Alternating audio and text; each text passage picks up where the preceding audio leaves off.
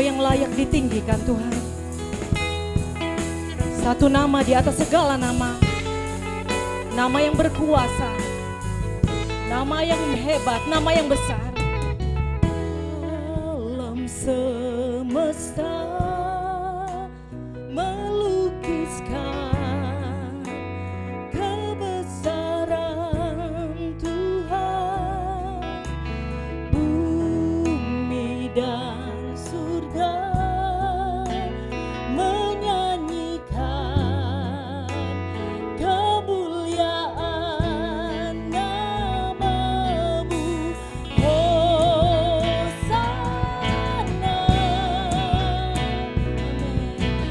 Hosana,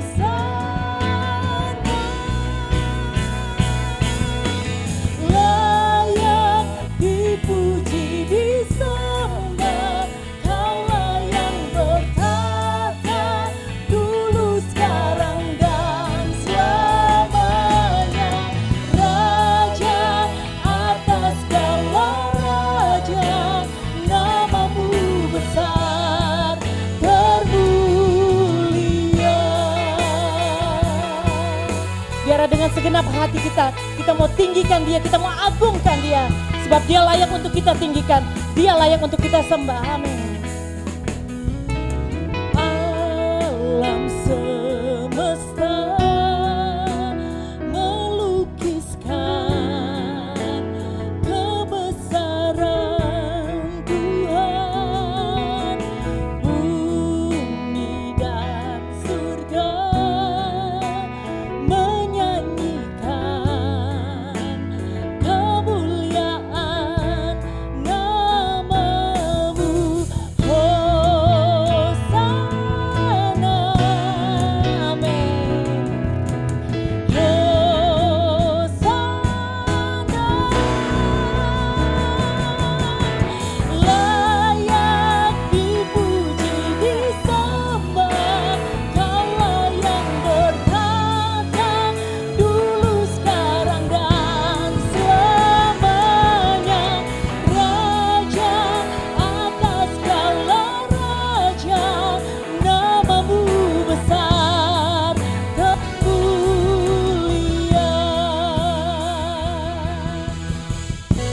Biarlah setiap kami Tuhan boleh mengagungkan Engkau, sebab Engkau Allah yang besar, Engkau Raja segala raja.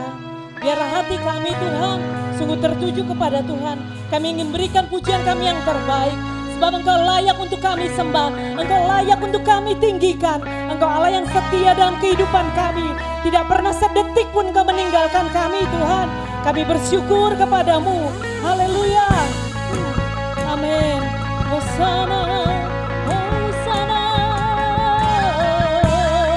Saya undang kita sama-sama bangkit berdiri. Amin. Haleluya. Yesus. Amin. Haleluya. Sama-sama kita mau katakan Hosana bagi Dia. Amin. Hosana, agungkan Dia. Hosana, Hosana, Hosana, Sana, layak dipuji disembah. Kaulah yang bertata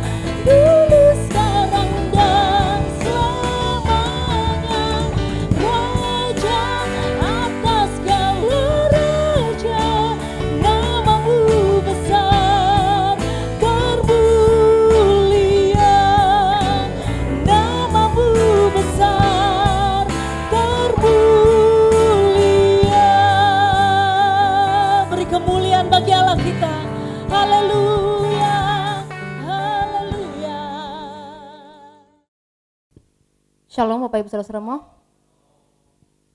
Pertama-tama saya mengucapkan terima kasih kepada Bapak Pendeta Rudi yang memberikan saya kesempatan sore hari ini, dan mungkin juga khotbah terakhir saya di gereja kita. Dan saya bersyukur sekali bisa praktek di gereja ini, karena saya termasuk mahasiswa yang beruntung. Kenapa saya mengatakan hal demikian? Karena tidak semua kita mahasiswa praktek bisa berdiri di mimbar menyampaikan kebenaran firman Tuhan. Jadi Om Rudi, terima kasih buat semuanya ya. Mari kita membuka Alkitab kita dalam Matius 11 ayat 28 sampai 30.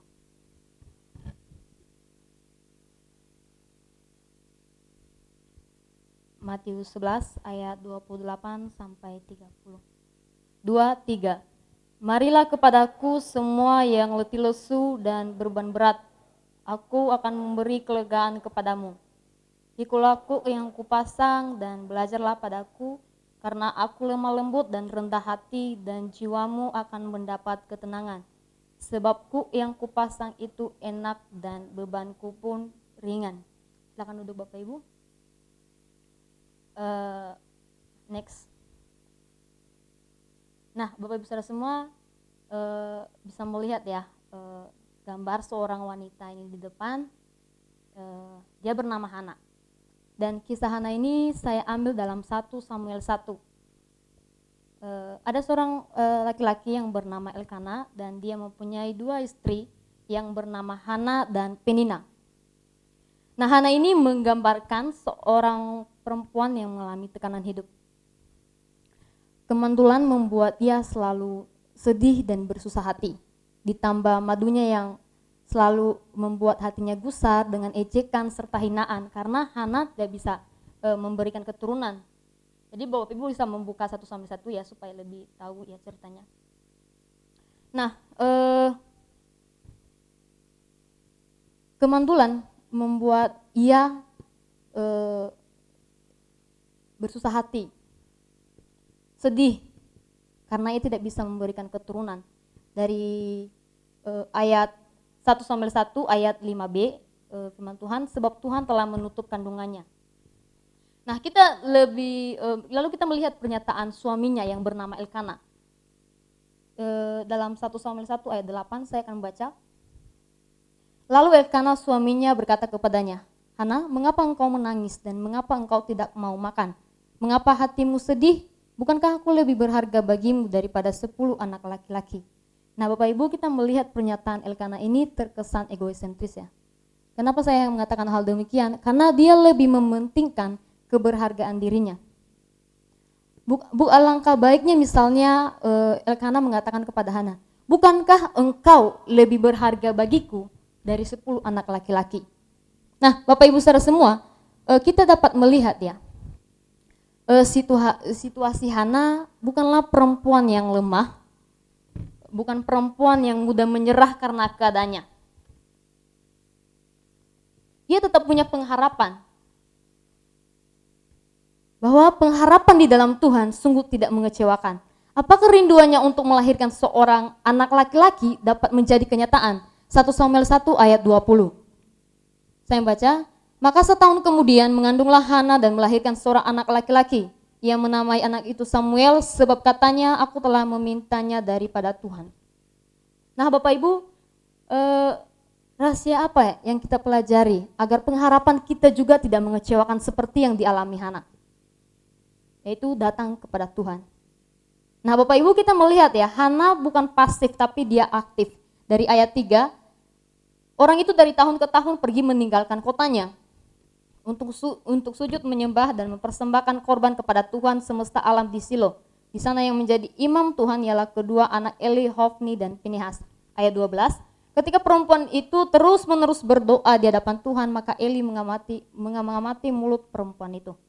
Jadi Bapak Ibu saudara semua, Hana tadi bukan pasif tapi dia aktif. Ada korban, ada usaha yang ia lakukan. Jadi Bapak Ibu saudara semua, Hana membawa situasi dan kesedihan itu kepada Tuhan, bukan kepada yang lain. Dan pastikan kita juga datang kepada Tuhan, bukan kepada yang lain. Nah, tema kita sore hari ini, come to me. Slide tadi yang pertama, come to me. Penulis Injil Matius adalah Matius, dia adalah pemungut cukai. Dan tujuan Matius menulis Injil ini, itu dia ingin agar pembacanya itu termasuk kita, memahami bahwa hampir semua orang Israel menolak Yesus dan kerajaannya. Karena mereka tidak mau percaya, karena dia datang sebagai Mesias yang rohani, bukan Mesias yang politis. Dan hanya pada akhir zaman, dia akan datang dalam kemuliaannya untuk memerintah dan menghakimi. Dan sore hari ini, judul perikop kita ajakan juru selamat. Kita kembali pada Matius tadi ya. Ajakan juru selamat. Nah Bapak Ibu, hidup kita tidak pernah lepas dari masalah bukan? Dan Alkitab juga menunjukkan bahwa hidup Yesus selama di dunia tidak pernah sepi dari masalahnya, tidak pernah lepas dari yang namanya masalah. Dia diasingkan oleh orang yang seharusnya mendukungnya. Siapa? Yohanes Pembaptis. Ketika Yohanes ada di dalam penjara, lalu dia mendengar pekerjaan Yesus, lalu dia menyuruh murid-muridnya untuk bertanya, engkaukah yang akan datang itu ataukah kami menanti yang lain? Lalu dia dikecam, dia dikritik, difitnah sebagai pelahap, pemabuk, bergaul dengan sembarang orang, dengan pemungut cukai dan orang berdosa. Ini terutama orang Farisi dan ahli-ahli Taurat. Pertanyaan sekarang, mengapa hal itu bisa dialami oleh Tuhan Yesus? Karena dia sering memenuhi undangan pesta dan tidak risih menerima masyarakat pinggiran. Bahkan dia dibenci, dia diusir oleh kota Khorazim, Betsaida, Kapernaum, tempat-tempat di mana Tuhan Yesus banyak melakukan mukjizat. Nah, Bapak Ibu saudara semua,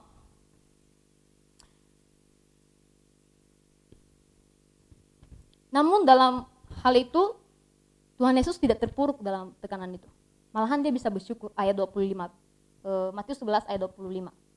Pada waktu itu berkatalah Yesus, aku bersyukur kepadamu Bapa, Tuhan langit dan bumi, karena semuanya itu engkau sembunyikan bagi orang bijak dan orang pandai, tetapi engkau nyatakan kepada orang kecil.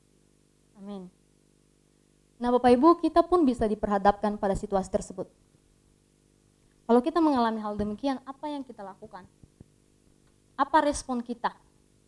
Ya kita perlu memiliki ketenangan hati sejati seperti Tuhan Yesus. Dia tenang, dia tegar. Dia bisa bersyukur di tengah-tengah tekanan itu. Nah, melalui sore hari ini, melalui kebenaran firman Tuhan yang kita dengar, dia mau mengajar kita bagaimana merengkuh keteduhan hati ketika kita ada di dalam masalah. Karena dia sudah punya pengalaman, maka dia layak mengajar dan menuntun kita. Dan kita perhatikan ya, Matius 11 ini ayat 28 sampai 30, dia mengatakan ini di sini 2 kali Tuhan itu menawarkan kelegaan dan atau ketenangan. Aku akan memberi kelegaan, ris kepadamu dan jiwamu akan mendapat ketenangan. Ris lagi.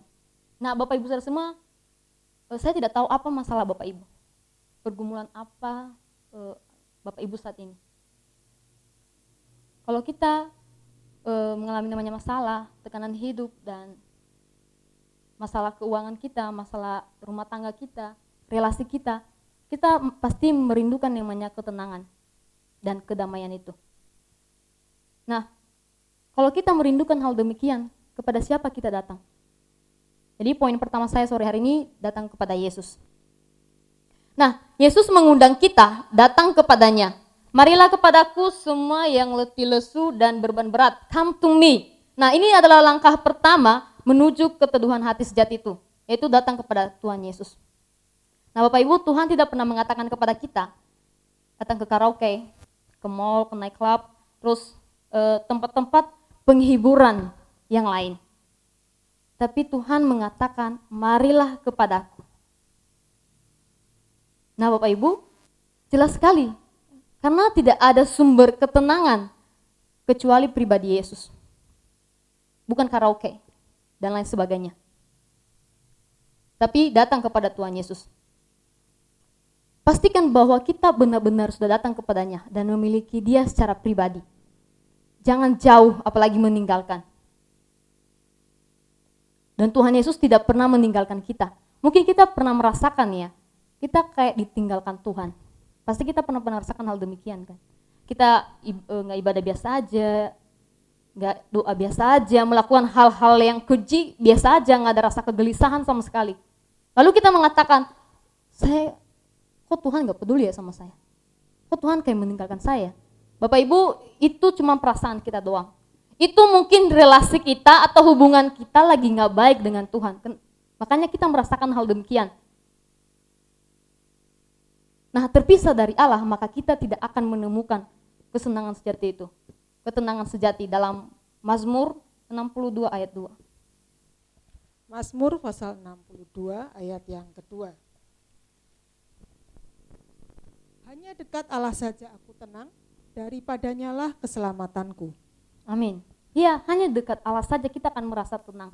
Dan hanya orang-orang yang benar-benar di dalam Tuhan yang akan merasakan hal demikian. Jadi kita bisa melihat orang yang benar-benar dalam Tuhan dengan orang yang tidak di dalam Tuhan. Kita bisa melihat perbedaannya dalam kehidupan kita sehari-hari. Sebab dia adalah sumber atau kebutuhan kita. Nah, suatu hari Bapak Ibu ada 13 orang pendeta. Setelah menghadiri suatu seminar, tiba-tiba badai buruk dan badai mengamuk, lalu pesawat itu terguncang hebat. Semua penumpang panik. Dan gak mungkin kalau kita jadi penumpangnya, kita kalau misalnya perempuan masih bisa pakai lipstick dan alis ya, gak mungkin banget, kita pasti ikut panik juga. Nah, salah satu dari 13 orang pendeta itu memanggil seorang pramugari. Dia mengatakan begini, Mbak, nah ini pasti orang Jawa, gak mungkin orang Nias. Mbak, tolong sampaikan pesan saya kepada pilot, tidak perlu cemas, tidak perlu takut, karena di sini ada 13 orang pendeta katanya, kata pendeta itu. Lalu pramugari itu menuju ruang pilot dan tidak lama kemudian pramugari itu keluar.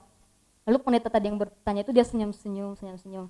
Terus dia bertanya kan, Mbak gimana? Wis Pak, tapi kata pilot saat ini dia lebih membutuhkan orang mekanik pesawat terbang ketimbang 13 orang pendeta.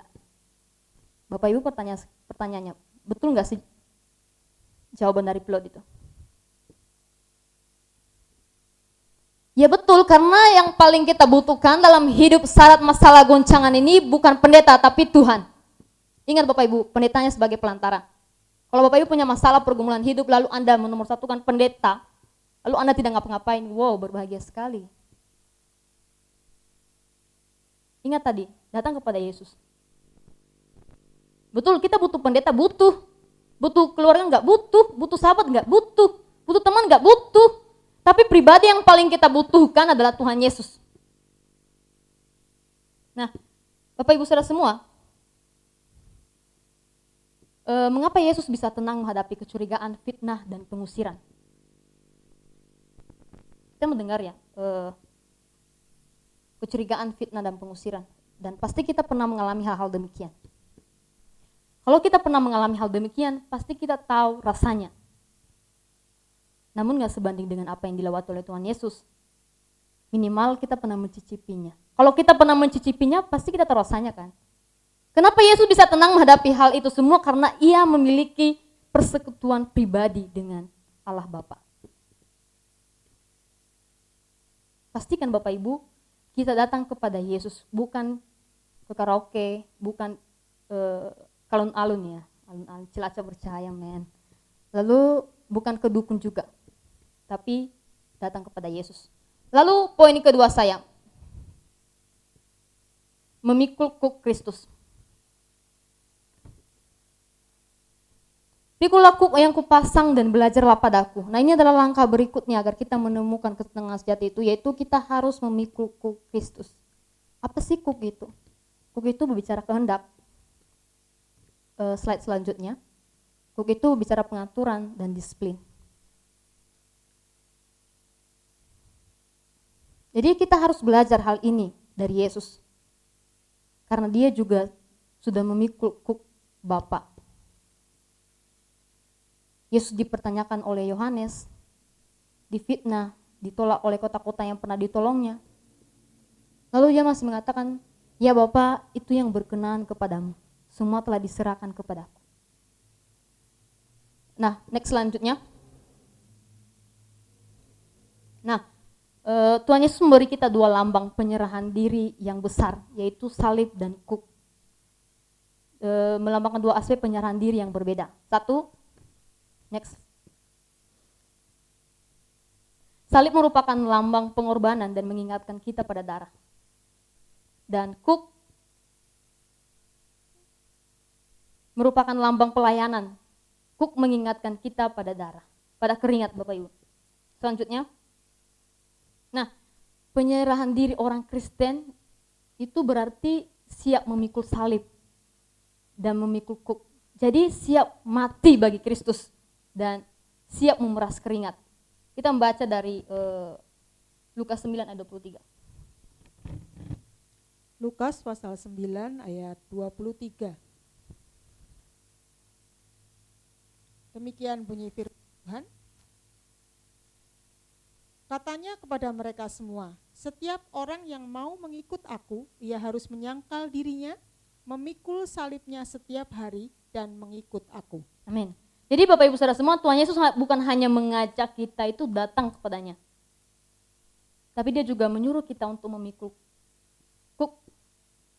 Matius 11 ayat 29, saya akan baca. Pikulah kuk yang kupasang dan belajarlah padaku, karena aku lemah lembut dan rendah hati, dan jiwamu akan mendapat ketenangan. Bapak Ibu Saudara semua, saya tidak terasa ya, sudah 3 tahun setengah di Jawa ini. Dan saya tidak tahu 2 tahun belakangan ini saya merasa terbeban, merasa iba. Kenapa saya mengatakan hal demikian? Saya pernah kesaksian ya, saya masuk sekolah pendeta bukan dorongan dari orang tua dan pihak lain, tapi dari hati sendiri. Kenapa saya masuk sekolah teologi? Karena kita orang Kristen di sana, mayoritas Kristen Bapak Ibu. Tapi kita tidak tahu apa-apa tentang Alkitab sama sekali. Dan saya juga sebelum masuk sekolah pendeta, saya tidak mengerti Allah Tritunggal. Bayangkan coba Kristen, nggak tahu. Saya kira Tuhan kita ada 3 kayak manusia kayak kita ini, Tuhan kayak manusia gitu. Nah, Bapak Ibu,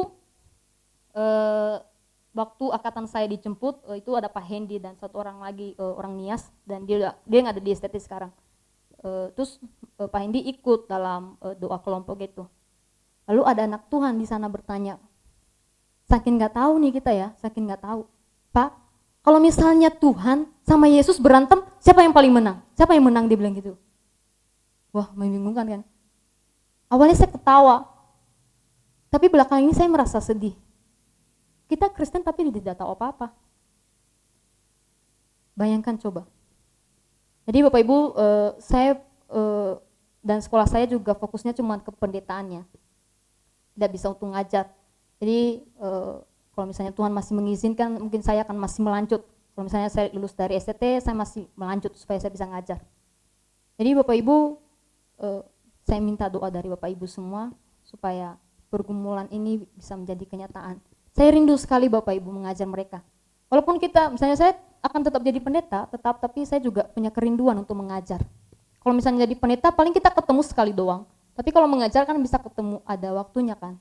Nah, saya rindu sekali Bapak Ibu untuk mengajar mereka. Jadi bantu saya dalam doa untuk mengerjakan ladang pelayanan Tuhan ini. Nah, kita kembali pada teks ya. Tuhan Yesus bersabda, sebab kuk yang kupasang itu enak dan bebanku pun ringan. Matius 11 ayat 30. Nah, kata enak dalam bahasa aslinya yaitu Kristos, artinya cocok sekali. Nah, tukang kayu pembuat kuk di Palestina, Yesus adalah salah satunya. Nah, biasanya kalau kuk itu dibuat sesuai dengan pesanan, dan sebelum dikenakan pasti diukurkan dulu sesuai dengan besar lehernya sapi, lalu baru digosok hingga halus supaya tidak terluka leher sapinya. Nah, kita juga harus yakin bahwa kuk yang Tuhan berikan untuk kita pikul itu cocok dengan kita, tidak akan melampaui kekuatan kita Bapak Ibu. Kita baca 1 Korintus 10 ayat 13. 1 Korintus pasal 10 ayat yang ke-13, demikian bunyi firman Tuhan. Pencobaan-pencobaan yang kamu alami ialah pencobaan-pencobaan biasa yang tidak melebihi kekuatan manusia. Sebab Allah setia, Dan karena itu ia tidak akan membiarkan kamu dicobai melampaui kemampuanmu. Pada waktu kamu dicobai, ia akan memberikan kepadamu jalan keluar sehingga kamu dapat menanggungnya. Amin. Jadi apa yang kita lalui saat ini tidak akan melampaui kekuatan kita. Sudah diukurkan. Nah Bapak Ibu, kita pasti di sini punya anak ya. Anak, cucu atau keponakan. Anak tetangga juga bisa. Yang umur 5 tahun. Nah masa kita sih menyuruh anak yang umur 5 tahun itu mengangkat barang yang seberat 50 kg? Pasti nggak mungkin banget ya. Jika Bapak manusiawi bisa mengukur kemampuan anaknya, masa Bapak surgawi bisa keliru dalam menakar kesanggupan kita? Ingat, Bapak surgawi penuh kasih, kuasa, dan hikmatnya. Hikmatnya mengetahui hal yang baik bagi kita. Nah, poin ketiga saya sore hari ini lemah lembut dan rendah hati. Lemah lembut dan rendah hati. Nah, kita juga harus memupuk sikap lemah lembut dan rendah hati. Lembut artinya mau diubah. Bapak Ibu, kenapa kita harus mengembangkan sikap lemah lembut ini? Supaya kita bisa tahan benturan. Nah, Bapak Ibu pernah naik perahu ya? Pernah ke Kapung Laut dan ke Pokodokan. Nah, pasti kita melihat nih, kita melihat ban-ban bekas yang diikatkan di samping-sampingnya itu. Itu sih untuk apa? Nah, itu untuk mengamankan perahu ketika terjadi benturan dengan perahu lain, tidak akan rusak, tapi tetap utuh. Dan kita juga harus mengembangkan kelembutan hati itu. Ketika kita menghadapi benturan-benturan kehidupan ini, kita tidak akan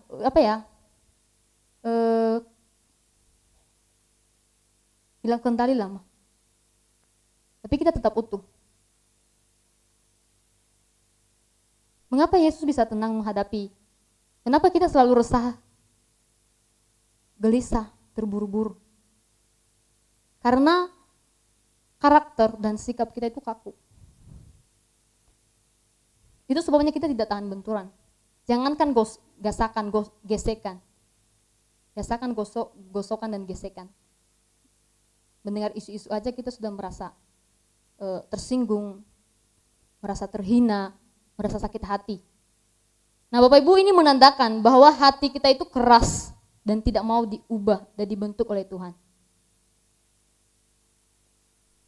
Bapak Ibu saudara semua, jika kita ingin kuat dan bertahan dalam kehidupan ini, kita harus miliki namanya kerendahan hati. Seperti Tuhan kita. Banyak manusia yang berusaha menjadi Tuhan, tetapi hanya ada satu Tuhan yang rela menjadi manusia. Siapa? Dia adalah Allah. Dia ketika dia berinkarnasi, dia mengosongkan dirinya, dia melepaskan atribut keilahiannya, dia menjadi hamba taat sampai mati di atas kayu salib. Padahal kita melihat salib adalah bentuk hukuman paling keji pada masanya. Nah, Bapak Ibu, sungguh Yesus rendah hati, bebas dari arogansi dan ambisi, tinggi hati. Dan pastikan kita yang datang sore hari ini juga menghilangkan itu semua dalam kehidupan kita. Percuma, gak ada gunanya, gak ada efeknya. Saya tuh gak suka orang-orang yang kayak gitu. Karena kata pengkhotbah juga gak ada. Itu cuma sia-sia. Apa sih yang tidak dinikmati oleh Salomo ketika dia hidup? Kuasa, kekayaan, kehormatan, kepuasan seksual. Dia nikmati semua. Dia juga pernah menyembah berhala, pernah mengalami kemerosotan rohani, pernah. Ketika dia melalui hal itu semua, dia menyadari, ternyata itu semua sia-sia. Nah, sia-sia yang dimaksud Salomo adalah ketika kita terlepas dari Allah. Dan hidup yang tidak sia-sia adalah ketika kita mengabdikan diri itu kepada Sang Pencipta. Dan Rasul Paulus juga memberikan kita kesaksian bukan tentang hal itu. Ini yang menjadi ayat terakhir kita ya, Filipi 3 ayat 8 dan Filipi 1 ayat 21. Filipi pasal 3 ayat yang ke-8, demikian bunyi firman Tuhan. Malahan segala sesuatu kuanggap rugi karena pengenalan akan Kristus Yesus Tuhanku lebih mulia daripada semuanya. Oleh karena dialah aku telah melepaskan semuanya itu dan menganggapnya sampah, supaya aku memperoleh Kristus. Filipi 1 ayat 21. Filipi 1 ayat 21. Demikian bunyi firman Tuhan. Karena bagiku hidup adalah Kristus dan mati adalah keuntungan. Amin. Bapak Ibu, jangan terlena dengan waktu yang Anda nikmati saat ini. Jangan terlena dengan tawaran dunia yang sedang ia tawarkan kepada Bapak Ibu.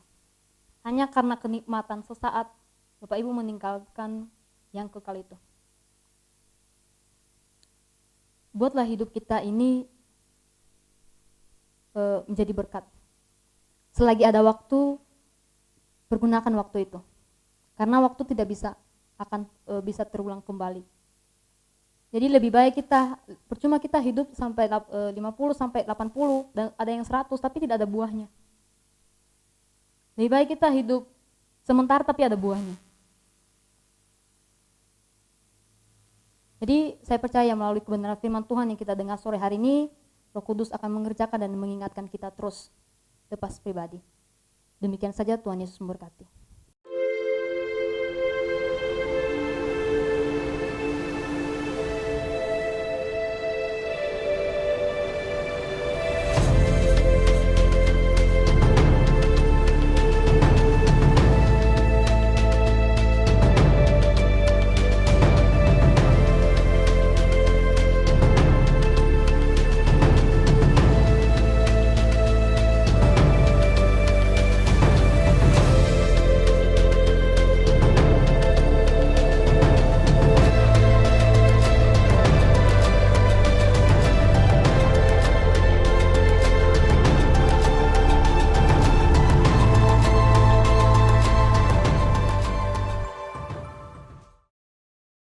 Terima kasih ya Bapa, buat segala kebaikan-Mu, buat segala kasih karunia-Mu yang Kau berikan kepada kami Tuhan, kekuatan dan ketenangan jiwa kami Tuhan.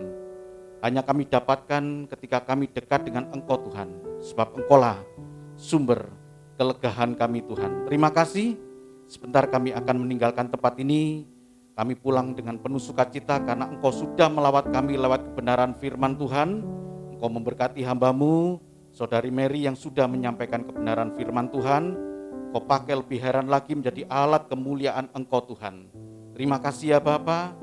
Kami pulang dengan sukacita dengan membawa berkat-berkat-Mu. Bapak, Ibu, dan saudaraku yang sangat dikasihi Tuhan, terimalah berkat dan anugerah dari Allah Bapa di surga, kasih dan cinta Tuhan kita Yesus Kristus, anaknya yang tunggal, dan penghiburan kekuatan dari kuasa Roh Kudus menyertai kita mulai saat ini, esok akan sampai Maranatha Tuhan datang.